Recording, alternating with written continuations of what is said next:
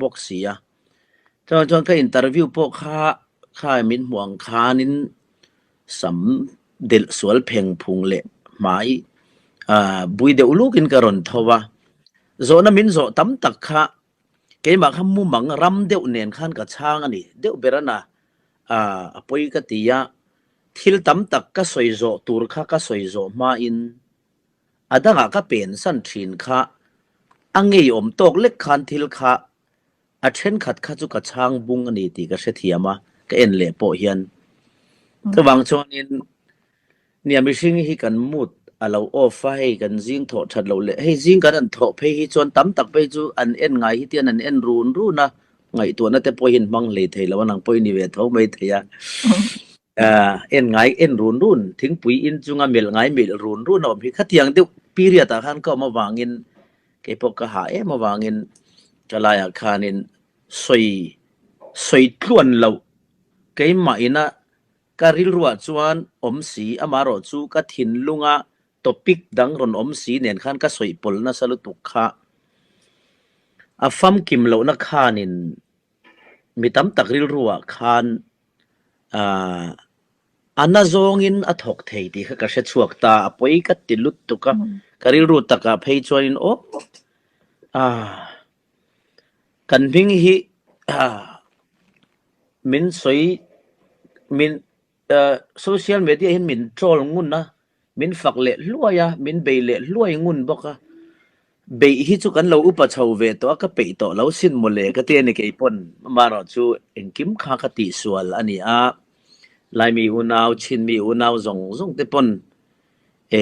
มินเราง่ายดำเตวเอ็งพูนี่เสละมินเราเสียเทียมสามเราเนี่ยวันนี้นะขัดจู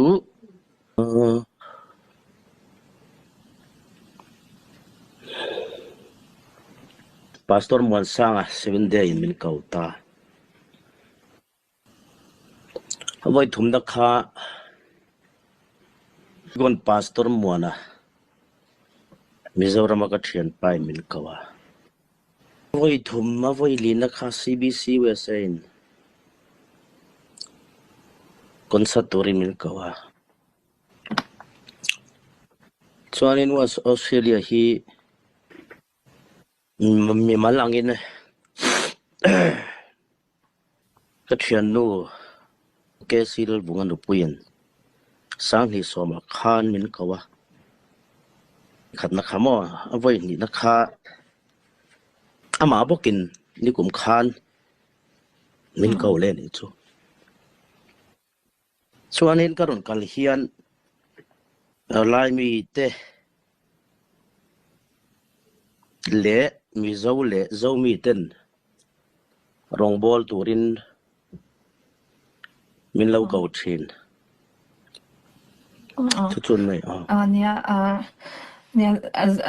zanin kan interview to emotional ponya emotional level ka rin lo de win viral a pohyana chalo zong hatian viral situation dung na tin ka ringa ke ni lai mi pon ya kanin en chian na ni sela zanin ai thu soi po kha mi tam takin an lo ngai khang an lo sha thiam ngai po ka be se ya ani chuan tun na ya hianin rongbola ko ni te ramdanga changai kalna turte nem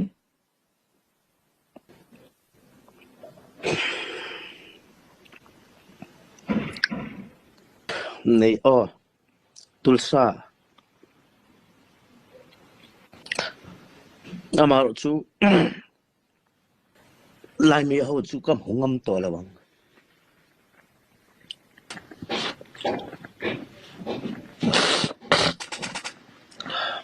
sorry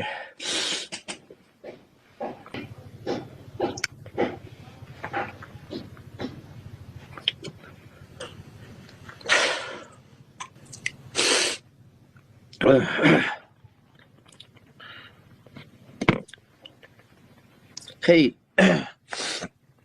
barmaram boitir atang khan karil runna lutuk kanchin pitar mituitla ral tlan na tur se tolo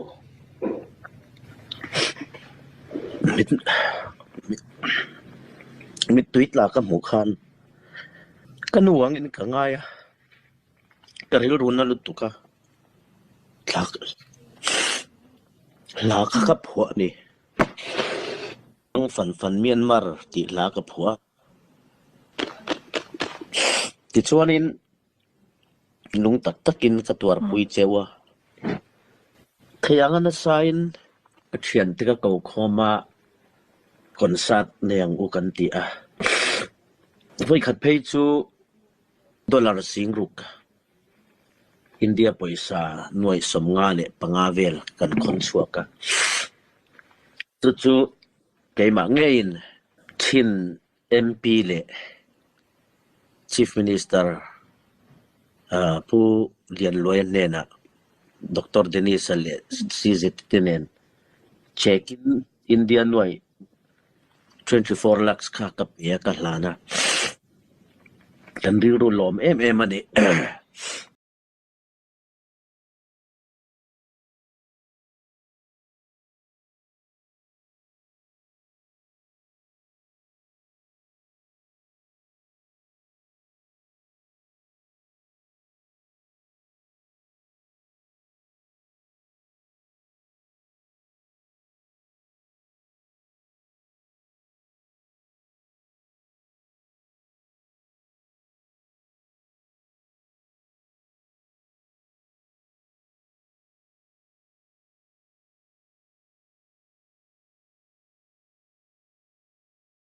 local ve chau khania kamhai za cha khami zinga iron thaute po kha jing dar nga la chan bia iron thawa ka ke ai khan karin ai khan I lo thau masa cha kha I ha ti po an thia ma se hun thatak min pia amai ro chu thu soina ti hianin buaina lampang panin thi la om ba hianin iril ru po ha imu hil theila ba waitam tak miron khola ka sia engpon ise mihring chu thu kan soi reng hian angai thatu azir te po hiania ngai thak kan thiam chuanin a hadam theyang ngai thak thiam lo chuanin ani lo zonga kan herdu chuanin eng anga thapon soisel na tur om thini chu ma chuan engpon ise nechina isoi angkhan hei ithu soina lom lo te pon amang ti lawin ngai dam te po min dila chu wang chuanin keini chin mi zong po in ngai dam min dil na angkha kan poma kan ngai dam pek ithu soi zong kha swal po awm in kan felem lo attention swal lo tuk an ti mai thei ama ro chu adan tlang pui thuin min du sokna wangin hetiang ten thil achan hianin keini po kan rilru hlim lo ni chu wang chuan Mizoram mi pui te hna po hianin engpo ni se athalam hoi zonga kan kal thei zel na turin kan in unaw na hi min lo chan zel la ti kha kan du a kharon soi du ani chu Mizo tongen chu kan soi ma sa du adang te ka pe ti lamo ma